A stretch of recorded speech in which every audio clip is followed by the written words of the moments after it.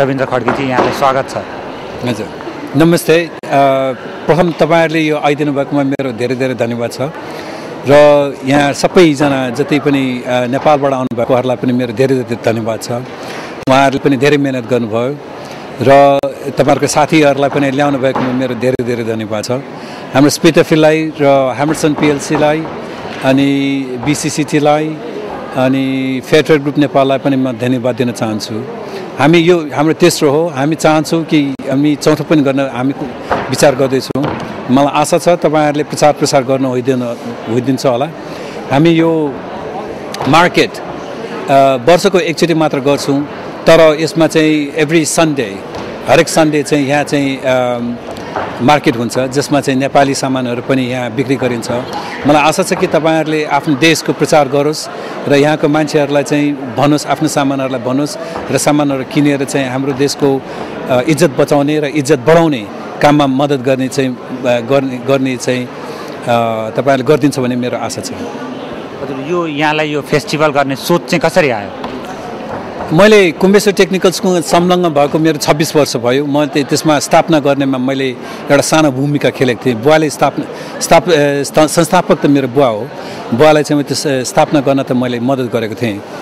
अनि त्यसरी चाहिँ मैले नेपालमा पनि आउनु अगाडि यस्तो कार्यक्रम गर्थेँ र इङ्ल्यान्डमा त्यही हिसाबले चाहिँ इङ्ल्यान्डमा पनि अब मैले मौका पाएँ यहाँ स्पिटरफिल्डमा चाहिँ पसल थाप्न। अनि यो कार्यक्रम चाहिँ हामीले त्यो मार्केट म्यानेजरहरूलाई चाहिँ मैले सोद्धाखेरि उहाँहरूले चाहिँ गर्ने इन्ट्रेस्ट देखाएकोले मलाई धेरै खुसी लाग्यो कि उहाँहरूले चाहिँ हाम्रो आइडियालाई चाहिँ एक्सेप्ट गर्यो। र आज चाहिँ स्पिटरफिल्ड ह्यामरसन जस्तो पिएलसीले चाहिँ हामीलाई चाहिँ साथ दिँदैछ, जुन चाहिँ FTSE 100मा छ। र आशा छ नेपालले चाहिँ हामी सबै जागृलो भएर यसलाई चाहिँ अगाडि बढाइन्छ भन्ने मलाई आशा गर्दछु। यहाँले जस्तै त्यो टेक्निकल स्कुलको कुरा गर्नु, त्यो बाहेक अरू च्यारिटेबल कुराहरू चाहिँ के गर्नुभएको छ? म खास अहिलेसम्म हामीले धेरै गर्न पाएको छैन। च्यारिटीमा एउटाबाट सुरु गरेर त्यो च्यारिटीलाई चाहिँ हामीले एक्सप्यान्ड गर्न खोज्दैछौँ। अब धेरै चिजमा पनि हात राख्यो भने त्यो काम राम्रो हुँदैन। एउटालाई नै बलियो गरेर यो बलियो संस्था जुन चाहिँ हामीले नेपालमा सुरु गर्दाखेरि सत्य कुरा गर्ने हो भने 500 रुपियाँले सुरु गरेको। आज चाहिँ त्यो चाहिँ 5000 भन्दा बढी मान्छेलाई चाहिँ यो संस्थाले चाहिँ फाइदा गर्छ भनेपछि योलाई चाहिँ अझै 50,000 मान्छेलाई चाहिँ हामी पुर्याउने चाहिँ मेरो चाहिँ इच्छा छ र त्यही हिसाबले चाहिँ यो काम चाहिँ हामीले जारी गर्दैछौँ। बेलायतमा बसेका नेपाली दाजुभाइ दिदीबहिनीहरूलाई अरू केही भन्न चाहनुहुन्छ कि?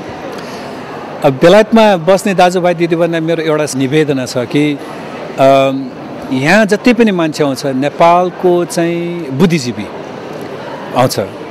अनि हामीले चाहिँ दुई प्रकारले सोच्नु परेको छ। एक प्रकारले चाहिँ यो बुद्धिजीवीलाई चाहिँ हामीले एकट्ठा गरेर यसलाई चाहिँ नेपालमा चाहिँ कसरी त्यसलाई च्यानल गर्ने र नेपालमा सबै बुद्धिजीवीहरू चाहिँ ब्रेन डेड भइरहेको छ त्यहाँ, त्यसलाई चाहिँ कसरी रोक्ने।